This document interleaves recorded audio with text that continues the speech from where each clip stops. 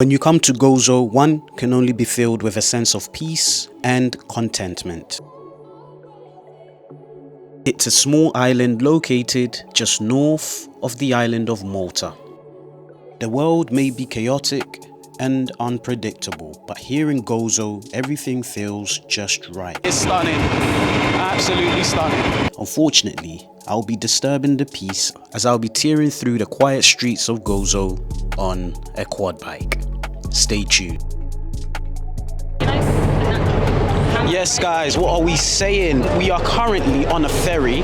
We are going to a top secret location where we can do, guess what? Quad biking, come on. Yeah. It's nothing but scenery here, nothing but views. We are doing a Gozo quad biking tour. I am currently working with Traverse, who are currently collaborating with Visit Malta, and there's a lot that's going to be happening. So stay tuned and check out these views though. Look at this.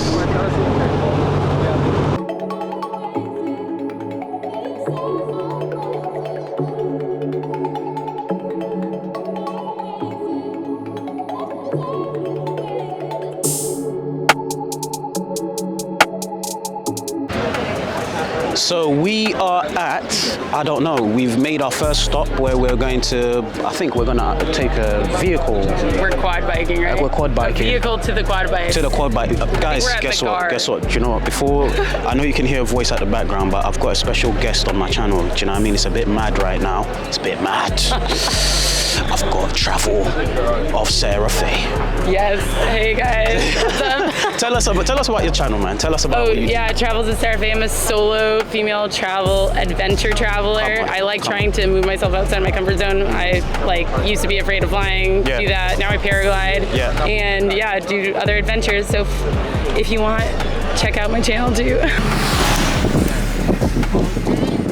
Right, we are in the Jeep. Yeah, we're in a Jeep apparently.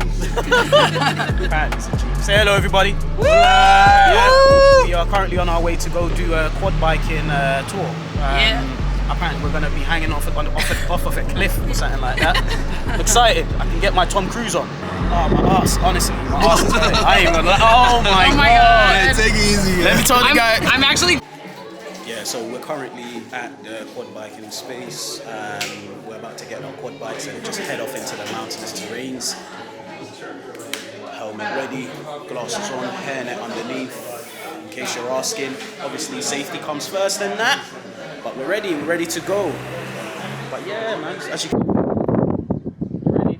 Yes, guys, we are in Malta. We're currently quad biking away. Excuse the hairnet. I look like a dinner lady that's just robbed a quad bike.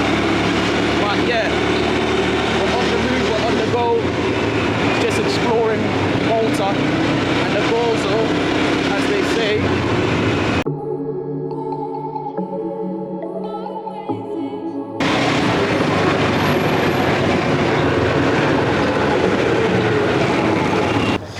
So we're on Gozo. What we're looking at is Camino in the middle, and you can see the blue lagoon. Literally, you can see it because the waters are blue. And behind that, the main bulk of land that you can see, that is Malta. That's Malta, yeah. Jeez. Check out the views. Incredible views of Malta right behind the blue lagoon. If you can see it, it's beautiful. It is glowing. It's emerald blue sea. But look at the landscapes. Look at that.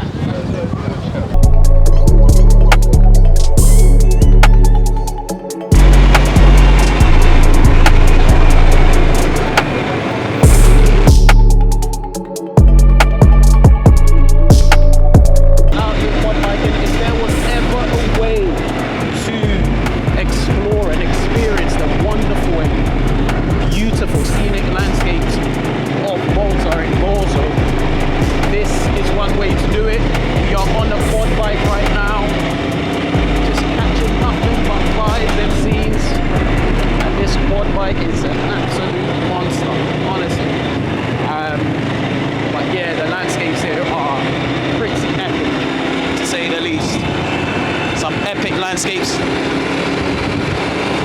and it is stunning.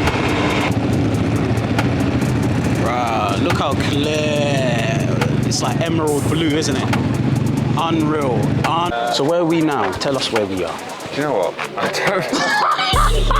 Because he's supposed to be our guide. I know. I recognise that tower over the other side of the bay. Do you know what? I've just gone to Google Maps. I'll tell you how remote we are. I've just gone to Google Maps to see where we are. Because I thought my wife would like this. I'm going to bring her here. And there's no phone signal. Oh, so we're old school. So what I can tell you... No A to Z? Is no A to Z. Like I used when I first moved to London, I lived by my A to Z. People don't know the struggle of A to Z, man. Absolutely, man. You never used to leave the house without Trust me. But basically what I can tell you is that we will be on the coast. I think that's just about right, you know. Where we are. Exactly. Listen, he's getting a 2-star rating from me. You know what I mean? That's generous. That's generous. But we are on the north coast of Gozo. That much I know because of where the sea is and stuff. Okay, cool. Right, we're back. We finally found out. Okay, so I've recalibrated my bearings, and we're in a tiny little beach that I've only ever been to once in my life, which is why I've forgotten the name. That's right. So I have checked with somebody else, and the name is Dakhlet Orot, which is a bit of an unusual word. So can I give it a go? Please do. Dakhlet Orot. This man is Maltese. Come on. Born and citizenship pending. Now, something important here. I mentioned before when I was fumbling desperately to work out where we were, or remember the name of where we were. I pointed out a tower. Can we point to a tower? The tower over there. Over there, yeah. Right. You see that tower on the end? Yeah. Right. That's really important to note. Right. Because the reason we have that tower and many, many towers around Gozo and Malta as well, particularly Gozo, is a really important point. So for many centuries, Gozo struggled with piracy. So people would come to Gozo and literally kidnap the population and take them off into slavery.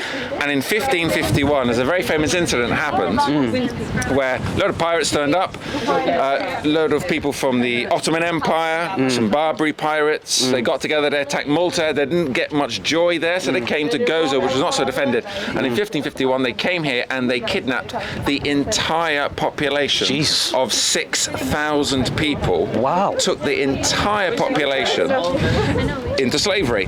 It's said that there were literally an old priest and a handful of older people that were left behind, and everyone else pretty much was taken to slavery. It took 150 years to rejuvenate the population back to those levels. Now, those towers were built by the Knights of St. John, the religious military order that came to Malta shortly before this horrible incident, and over the centuries and over time they built up the defences. So that tower is one of the defences. Right. And what it would do is actually, it's an early warning system. So it wasn't like full of guns and full of men. What it would do is it would spot pirates out to sea, and it would set off cannon and set off fires on the roof, and it would warn people to rush into the centre town that we have here in Gozo, which is very heavily fortified, and they would hide in there. So that's an early warning system because of the amount of piracy that we've had in Malta and particularly Gozo over the century.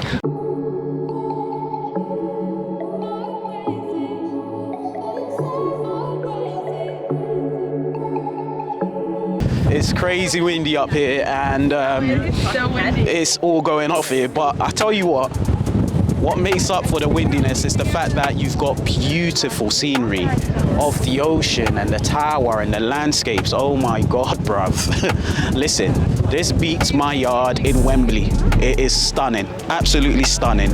You've got to come to Malta, and I didn't even know Malta was like this. Trust me, it's crazy.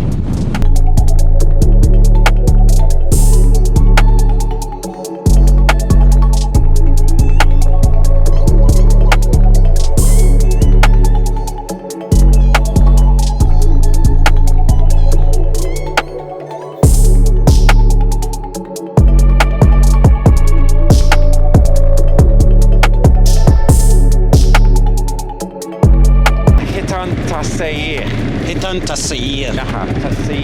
Tasir. So basically what it is, they are rubble walls. They're big chunks of stone. You can see there's the one closer to us. Yeah. So the reason for the design is to stop soil erosion. So when you've got wind and rain, and you do get wind and rain, and especially in the winter months, it all hits the soil and would potentially push the soil all away. So those walls, which were introduced, it said, during the Arab period, the 9th century, so those walls stop the soil from eroding and keep basically the soil where it should be, so the farmers will till the soil in between the walls. Also, if you and your neighbours all own bits of land, it helps demarcate which bit of land is yours. We've got one of these right below us here. You can see an example of it right here. With the Hitan Tasir. That's right. Oh wow. So agriculture is a big thing here. In Gozo, yes, it's a big part of the economy. Agriculture and fishing. So of all the fishermen and farmers in Malta and Gozo, 30% are in Gozo. Wow. Let's go. Let's go.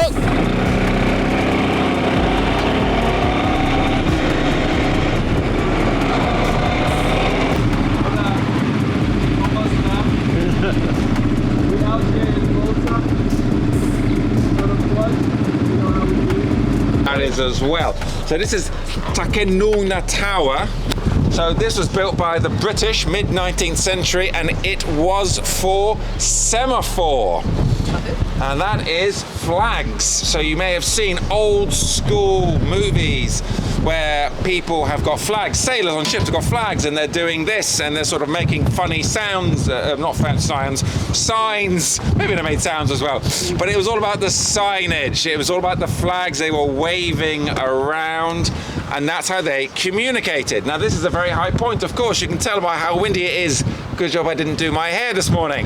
But basically, from all around Gozo and into the Gozo Channel, which is over in that direction, ships could see the signals that were being made here, being placed here. So there was a way of communicating with ships out to sea by the British Royal Navy. Moves on, technology moves on, and things like radio come into force.